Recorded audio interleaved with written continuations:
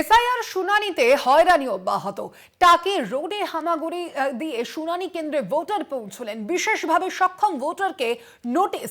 শুনানিতে অসুস্থ বৃদ্ধ বৃদ্ধারাও। একদিকে যেমন অসুস্থ বৃদ্ধ বৃদ্ধাদের শুনানি কেন্দ্রে যেতে হচ্ছে, রীতিমতো হয়রানির শিকার হতে হচ্ছে বৃদ্ধ বৃদ্ধাদের। তার পাশাপাশি এসআইআর শুনানি কেন্দ্রে কিন্তু রোডে হামাগুড়ি দিয়ে পৌঁছলেন এক ভোটার। এই বিষয়ে কথা বলবো। ফোন লাইনে রয়েছেন প্রতিনিধি সঞ্জিত চক্রবর্তী। সঞ্জিত, আমরা দেখেছি যে নির্বাচন কমিশনের তরফ থেকে কিন্তু এই বিষয়টি জানানোই হয়েছিল যে যারা এই রকম ভাবে যে 85 ঊর্ধ্ব এবং যাদের এই কিছু সমস্যা রয়েছে তাদের পক্ষ থেকে যেন এই বিষয়ে বলা হয় এবং তাদের শুনানি কেন্দ্রে যেন আসা অবশ্যই সেটা যেন বারণ করা হয়। তারপরেও কেন এই চিত্র উঠে আসছে?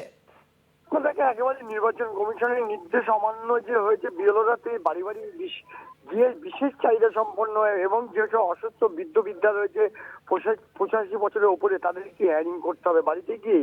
কিন্তু সেই ছবি কিন্তু একেবারে শেষ পর্যন্ত উল্টো ছবি দেখা গেল।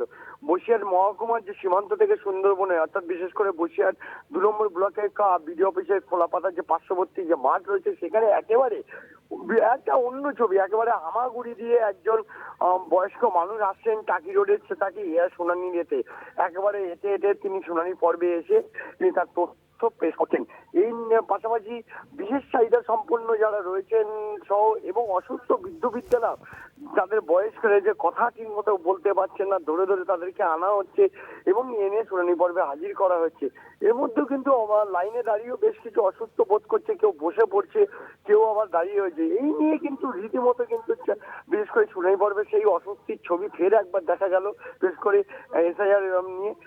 তাদের একটাই প্রশ্ন, যেভাবে আমরা যেমন নির্বাচন কমিশনের নির্দেশ ছিল যে বিরোধীরা বাড়ি বাড়ি যে বিশেষ চাহিদা সম্পন্ন যারা তাদের হেয়ারিং করবেন, কিন্তু সেই না নিয়ে তারাই পুনরায় নোটিশ পাঠিয়েছে হেয়ারিং শুনানি এতে কাউন্টারে আসছে। সেই শুনানির জন্য তারা এসেছে। তারা নিজেরাই স্বীকার করছেন যে আসতে অনেকটাই অসুস্থ হয়ে পড়ছি, আমরা ঠিকমতো পথ চলতে পারিনি, কাউরে 100% প্রতিবন্ধী, আবার কেউ 95%। সব মিলে গোটা প্রক্রিয়ায় কিন্তু আজ যে বসিরহাট 2 নম্বর ব্লকের বিভিন্ন চৈতা, বিশেষ করে অন্যান্য পঞ্চায়েতগুলোতে দেখা গিয়েছে।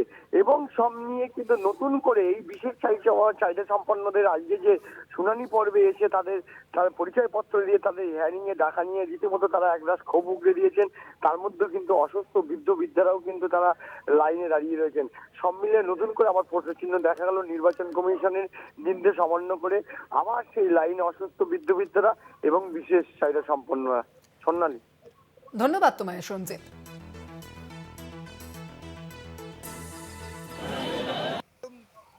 কষ্ট হচ্ছে, পা খারাপ, পা খারাপ, চলতে পারে না। না বাড়িতে কি নোটিশ পাঠিয়েছিল? হ্যাঁ কি জন্য আসতে বল?